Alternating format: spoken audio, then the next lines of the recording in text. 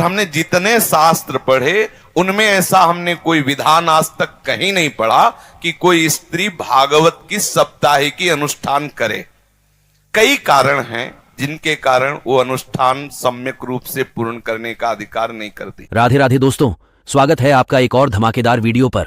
दोस्तों, मासिक धर्म को लेकर इस समय सोशल मीडिया पर बहुत ज्यादा शोर हल्ला हो रहा है। मासिक धर्म का सही नियम क्या है और मासिक धर्म में क्या करना चाहिए, क्या नहीं करना चाहिए। मासिक धर्म में नाम जप कर सकते हैं या नहीं, पूजा पाठ कर सकते हैं या नहीं, रसोई में जा सकते हैं या नहीं। जानिए, वीडियो पूरा देखिए, तभी जान पाओगे। हमने जितने शास्त्र पढ़े उनमें ऐसा हमने कोई विधान आज तक कहीं नहीं पढ़ा कि कोई स्त्री भागवत की सप्ताहिकी अनुष्ठान करे। कई कारण हैं जिनके कारण वो अनुष्ठान सम्यक रूप से पूर्ण करने का अधिकार नहीं रखती। जैसे अनुष्ठान हुआ और वो मासिक धर्म से युक्त हो जाती है, अब वो अनुष्ठान कैसे पूर्ण करेगी? क्योंकि स्त्री शरीर में रजस्वला धर्म आता है और वो आपने अनुष्ठान लिया, अचानक क्रम बदला और वो हो गया, तो फिर कैसे मंच पर उस भागवत पर हम जाकर के वो लीला कथा का वर्णन करें? इस तरीके के बहाने बना दिए गए। दूसरा, जब आपको बाहर निकलने के लिए कहा जाता है, पहले व्यवस्थाएं वैसी नहीं थी। आज सब कुछ है, चाहे आप पैड्स ले लीजिए, आप और भी कई तरीके की अच्छी चीजें, सब आप नॉर्मली वर्क कर सकते हो। पहले कुछ भी नहीं था, तो पहले क्या करें? तो आपको घर के अंदर ही बंद रहना पड़ता था। आप जिस तरह के कपड़े इस्तेमाल करते थे, तो ऐसे रीजंस थे नहीं करने के। बीच वाले आके काम खराब करते हैं। इतना शुरुआत जिसने की उसने एक अच्छे रीजन से की, बीच वाला आके काम बिगाड़ देता है। उसने बिगाड़ दिया ये बोल के अछूत है, ये है, वो है। भाई 9 महीने एक लड़की जब बच्चा पैदा कर रही होती है वो पीरियड से नहीं होती है, और कहा भी जाता है ना कि बच्चे को खून से सींचा है। 9 महीने उसको पीरियड्स नहीं आ रहे, उस खून का इस्तेमाल तो हो रहा है ना बच्चे को सींचने में। अगर आपको लग रहा है वो खून इम्प्योर है, आप में से जितने हम सब बैठे सब इम्प्योर है, उसी खून से सबको सींचा गया है, इसलिए वो 9 महीने नहीं हुई। बाकी जो लास्ट में बचता है वो नेक्स्ट 40 दिन में निकल जाता है, तो इम्प्योर तो हो ही नहीं सकता। द्रौपदी जी के लिए वो उस वक्त रजस्वला अवस्था में थी जब भगवान आए। भगवान ने टच करने से पहले नहीं सोचा कि रजस्वला अवस्था में है। आप और हम कौन होते हैं सोचने वाले, ये मत करो वो मत करो। तो ये बातें बनाई गई। पहले रीजन अलग थे, सेफ्टी पर्पस था, आराम के लिए था, खान पान का पर्पस था। अब ये सब नहीं है। गांव का एक बच्चा जानता है इस बात को कि जब स्त्री का अपना धर्म हो तो विश्राम करे, पूजा, रसोई, अनुष्ठान इनसे दूर रहे। ये विधान है। अब यहां उदाहरण दिया जाएगा कि द्रौपदी जिस समय रजस्वला थी उस समय भगवान समा गए। अरे ओ, क्या स्थिति थी द्रौपदी की उस समय? उसकी साड़ी उतारी जा रही तो भगवान ये सोचेंगे रजस्वला है, तुम्हारी कौन साड़ी उतार रहा है इस टाइम? उस समय द्रौपदी की जो कंडीशन है, भगवान है वो तुम्हारी तरह मेरी तरह नहीं है।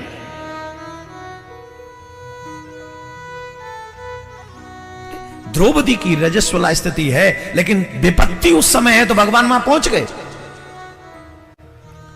लेकिन द्रौपदी को छोड़ के दोबारा बताओ और कहां गए भगवान फिर इस स्थिति में? बोलो, बताइए हमें, एक उदाहरण दीजिए। एक तो भक्त पे विपत्ति आ गई इसलिए भगवान दौड़े।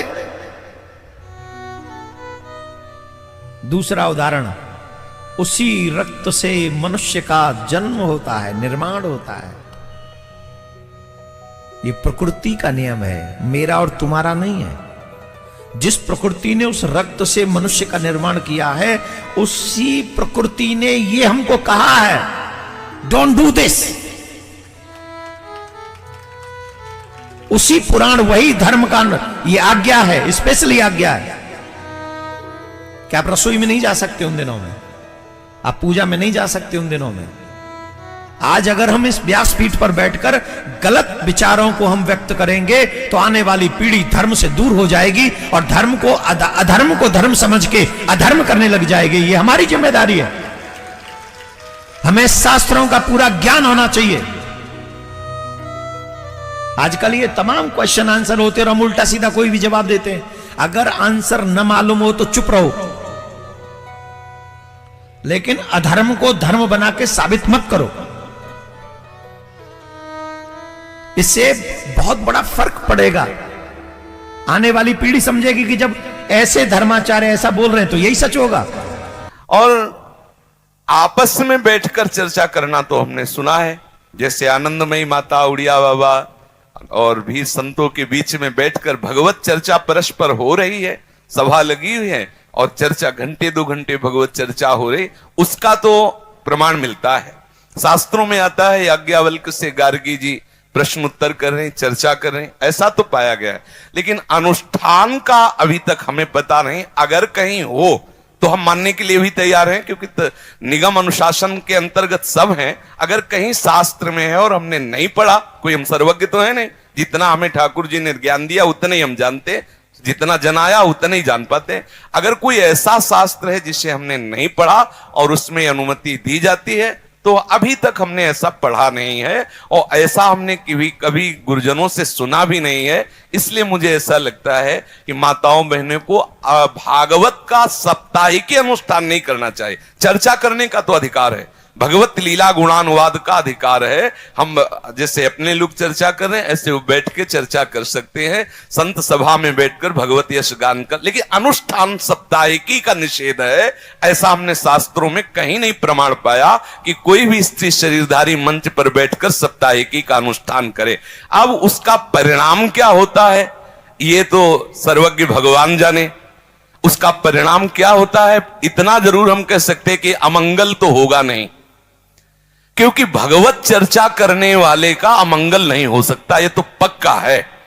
ये बात जरूर है कि वो अनुष्ठान मंच का विधान नहीं हमने पढ़ा है, लेकिन ये जरूर है कि कैसे भी किसी भी तरह से भगवत यश श्रवण या कथन किया जाए उसका अमंगल नहीं हो सकता, ये हम बता रहे हैं। परिणाम क्या होगा ये ठाकुर जी जाने, क्योंकि वो परिणाम का ठीक निर्णय वही धर्म का कर सकते हैं। अपनी भावना से इतना जानते कि मंगल भवन का यश गाने वाले का कभी अमंगल नहीं हो सकता है। हाँ, ये नहीं करना चाहिए ऐसा शास्त्र में प्रमाण है कि इन कई कारण हैं ऐसे जिससे वो अनुष्ठान नहीं किया जा सकता। अगर कोई ऐसा हमें प्रमाण दिखा दे तो हमें उसमें कोई परेशानी नहीं। आपने प्रश्न किया, इसलिए शास्त्रीय विधान ऐसा है कि स्त्री साप्ताहिकी भागवत का अनुष्ठान नहीं कर सकती। तात्पर्य मासिक धर्म में, शौच में नहीं।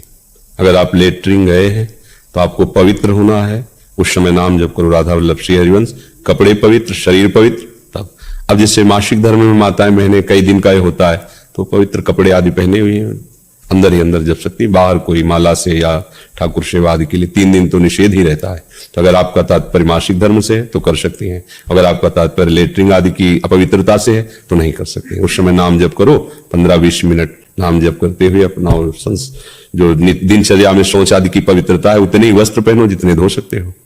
बाथरूम में तो ऐसी व्यवस्थाएं होती है कि पर्सनल होता है, आप बंद करके वैसे फिर पवित्र होके फिर वस्त्र धारण करो, बाहर आ जाओ। जब आपका मासिक धर्म आए उस समय भी आप भगवान को स्पर्श नहीं करना, पर भगवान का नाम तो जपते ही रहना है। नाम निरंतर भाव से जपते रहना, मानसिक पूजा भी कर सकते हैं, इनमें दोष नहीं है। मासिक धर्म का कोई नियम बचा नहीं है।